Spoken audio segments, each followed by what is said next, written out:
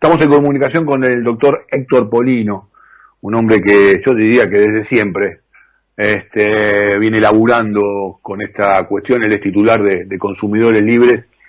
Polino, Edgardo Chini te saluda aquí de Estado de Alta Radio Cooperativa. Buenas tardes. Buenas tardes, ¿qué tal? ¿Cómo te va? Gracias por atendernos, Héctor. No, es un gusto. Hay una situación, si querés, hasta del orden macro, y vos sos un hombre de la política y que también sabés andar en el barro de estas discusiones, ¿no? Precios cuidados sí, precios cuidados no, hasta qué punto la formación de precios, ojo, porque no es la metodología correcta, pero mientras tanto, el problema principal que tiene que ver con el acceso a las cuestiones básicas de alto porcentaje de la población, casi la mitad de la población, sigue irresuelto, ¿no? ¿Dónde te parás frente a esto, Héctor? Digo, ¿en qué posición? ¿Cuál te parece más atendible y en todo caso por dónde habría que caminar? ¿Cuál sería la senda? Mira, el problema inflacionario en la Argentina no comenzó ahora, sino que viene desde hace ya muchos años. Incluso la Argentina tuvo épocas de hiperinflación. Uno de los problemas fundamentales es que en la Argentina no se cumplen las normas legales vigentes que protegen los derechos más elementales de los usuarios y de los consumidores. Yo fui diputado nacional por el Partido Socialista durante 12 años, sé lo que cuesta aprobar una ley. A veces se tardan años discutiendo en distintas comisiones de ambas cámaras del Congreso Nacional. Finalmente, la ley termina siendo aprobada, luego el Poder Ejecutivo la promulga, después a veces se tardan años en dictar el decreto reglamentario, y después se tardan años, y a veces nunca, se pone en funcionamiento esa norma legal que establece límites, que establece equilibrios en las relaciones de consumo. En la Argentina hay una enorme concentración y extranjerización de la actividad económica.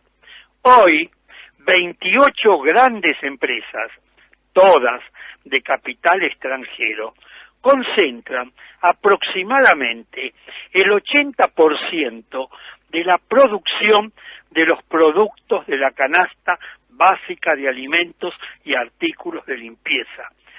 Si hubiera voluntad política en cumplir y hacer cumplir las normas legales vigentes, no es tan complicado controlar a esas 28 grandes empresas. Si se pusieran en funcionamiento algunas leyes, como por ejemplo la ley que se denomina Observatorio de Precios, que la aprobó el Congreso Nacional hace más de 7 años. Esta ley todavía no está en funcionamiento. Y esta es una ley muy importante, porque permitiría determinar en qué eslabón de la cadena se produce un aumento indebido de precios, de modo tal que luego el gobierno pueda actuar rápidamente sobre ese eslabón de la cadena y restablecer la normalidad. Hoy, cuando escuchás por radio o televisión a los representantes de las empresas y a muchos economistas que están al servicio de esas grandes empresas, lo único que te dicen que los precios aumentan porque tenemos una carga impositiva muy alta. Es cierto que hay una carga impositiva muy alta, pero todos los días no se aumentan los precios. Todos los días no se aumenta la carga impositiva. Entonces, ¿por qué todos los días aumentan los precios?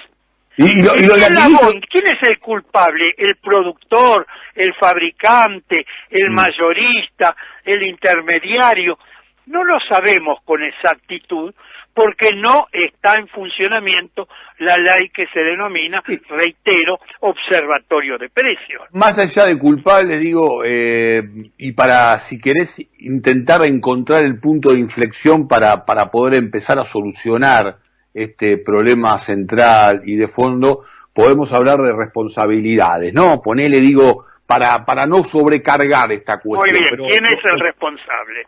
Vos lo estás marcando muy bien, digo, hay solamente, pero no, ser argentino es un laburo extra, ser latinoamericano es un laburo extra, pero digo, uno da vuelta a los paquetes de fideo y te das cuenta que se concentra en pocas manos, en pocas empresas finalmente, la letrita es muy chiquita, pero ocurre lo mismo con la harina, ocurre lo mismo con el arroz y con prácticamente todos los productos de necesidades básicas. Hoy se está abriendo este juego al tema de las góndolas, de hecho ha crecido muchísimo la cantidad de gente que consume los productos de los precios cuidados, más allá que el latiguillo de turno, abonando lo que vos recién decías, esto no resultó en ninguna parte del mundo, sin explicar muy bien cuál parte del mundo está hablando, ¿no? Digo, es muy de latiguillo estudiado. Ahora, yo te pregunto lo siguiente, ¿es falta de capacidad?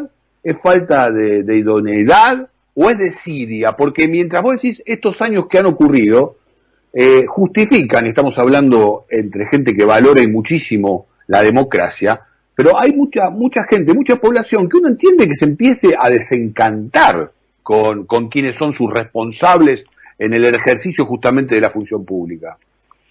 Porque no hay voluntad política, porque hay una gran corrupción, porque hay connivencia de sectores políticos con los grandes grupos empresarios. Para hacer una sociedad normal, lo que hay que hacer es cumplir y hacer cumplir las leyes. Yo te voy a poner muy pocos ejemplos que son por sí solo elocuentes y podríamos hablar durante muchísimo tiempo. Por ejemplo, ¿cómo es posible que en la Argentina no hayamos podido poner en funcionamiento una ley de defensa de la competencia o ley antimonopolio? Yo cuando fui diputado nacional fui el coautor de una ley de defensa de la competencia. Esa ley creaba un Tribunal Nacional de Defensa de la Competencia. La ley estuvo vigente más de 8 años, nunca se constituyó ese tribunal por parte del Poder Ejecutivo. Luego la ley se la derogó. En el mes de mayo del año 2018, el Congreso Nacional volvió a aprobar otra ley de defensa de la competencia o ley antimonopolio sobre la base de iniciativas presentadas por diputadas y diputados del oficialismo y de la oposición de entonces. Pasó el resto del año 2018, todo el año 2019, todo el año 2020. Estamos en septiembre del año 2021 y no se designaron los 5 miembros integrantes de ese tribunal. Me está respondiendo que es desidia, entonces. Es desidia, es complicidad, es connivencia. Porque ahora, ¿a quién favorece? Qué difícil sostener desidia? después. ¿A quién favorece? ¿A los consumidores? No. ¿A quién favorece? A los grandes grupos económicos. Después cuando tratamos de entender algunos resultados en lo que tiene que ver con la ausencia o el descreimiento en el tema del sistema de representatividades, bueno, ir a hacer foco en este tipo de cuestiones irresueltas, me parece que muchas veces nos brinda la posibilidad de tener las respuestas ahí, ¿no?, enfrente de nuestros ojos. Yo tengo, por ejemplo, los balances de las grandes empresas, comparando el primer trimestre del 2020 y el primer trimestre del 2021, y cómo aumentaron las ganancias esas grandes empresas, en medio de una sociedad que se ha ido empobreciendo. Pero cómo el poder político no se pone firme en cumplir y hacer cumplir las leyes que existen para que evitar esta enorme desigualdad social que existe en la República Argentina. Pongámoslo en debate, porque la verdad que el debate ha sido bastante pobre en lo que tiene que ver con la invitación a los ciudadanos hacia las PASO.